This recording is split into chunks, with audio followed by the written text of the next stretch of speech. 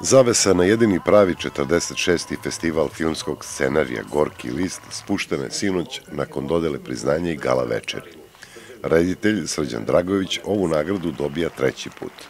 Jeste zadovoljstvo da dobije nagradu. Mislim, ovo je meni treća ovde na ovom festivalu i nakon Rana, Parade i Nebesa su nagrađena. To su, eto, tri meni najdraža filma iz čitavog mog opusa, pa mi je zbog toga i posebno drago.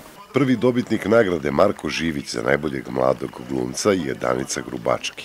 Nagradu je dobila za ulogu Stele u filmu Porno priča, produkcija Apolon.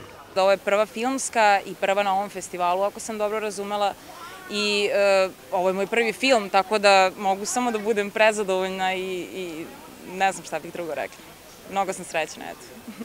Nisam očekivala naslov Porno priča, bilo mi je nezgodno, iskreno, ali nekako deluje da je samo meni to bilo neobično, da su svi drugi prihvatili to kao najnormalniji naslov.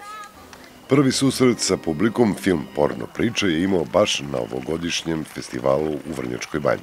Reakcije su savršene, stvarno. Ljudi su iz replike u repliku se smejali, uživali, komentarisali i to je ono što smo na kraju krajeva i mi očekivali, ali znate, uvek postoji jedan strah zemlje jer je film živa stvar, nikad ne znate da li će da se prihvati i zapati u publici ili ne. Producenti filma su Željko Mitrović i Slobodan Šuljagić, Apolon produkcija svakako.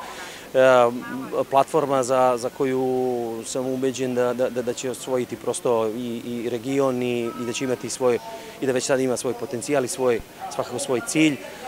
Ovo je jedan od Apolonovih filmova, bit će ih mnogo u budućnosti i mislim da će svaki ili većina od tih filmova naći svoje mesto na tržištu i među publikom.